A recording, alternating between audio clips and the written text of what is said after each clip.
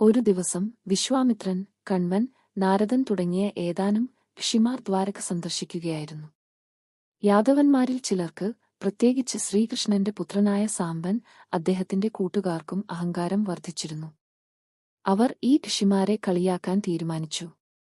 സാംബൻ ഗർഭിണിയുടെ വേഷം ധരിച്ച് വയറ്റിൽ ഒരു ഇരുമ്പുലക്ക ഒളിപ്പിച്ച് ഋഷിമാരുടെ അടുത്തെത്തി.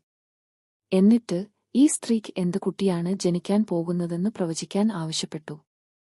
ഋഷിമാർക്ക് യാഥാർത്ഥ്യം മനസ്സിലായി. ഇത് അവരെ വല്ലാതെ പ്രകോപിപ്പിച്ചു. കോപം വന്ന ഋഷിമാർ സാംബനെ ശപിച്ചു. ഒരു ഇരുമ്പുലക്ക ആയിരിക്കും അവൻ പ്രസവിക്കുകയെന്നും ആ ഇരുമ്പുലക്ക യാദവകുലത്തിന്റെ സമ്പൂർണ്ണ നാശത്തിന് കാരണമാകുമെന്നും അവർ പറഞ്ഞു. ശാപം കേട്ട് ഭയന്നുപോയ യാദവന്മാർ ഈ ഉലക്കയെ ഉടൻ തന്നെ അരച്ചു പൊടിയാക്കി കടലിലെറിഞ്ഞു. എന്നാൽ ആ പൊടി കടലിൽ നിന്ന് ഏരക എന്ന ഒരുതരം മൂർച്ചയേറിയ പുല്ലായി വളർന്നു. ഈ പുല്ല് കാണാൻ സാധാരണ പുല്ലുപോലെ ആയിരുന്നെങ്കിലും അത് അങ്ങേയറ്റം മൂർച്ചയുള്ളതും യാദവരുടെ നാശത്തിന് കാരണമാകാൻ പോകുന്നതുമായിരുന്നു. ഉലക്കയുടെ ഒരു ചെറിയ ഭാഗം പൂർണ്ണമായി അരഞ്ഞുപോകാതെ കടലിൽ അവശേഷിച്ചിരുന്നു.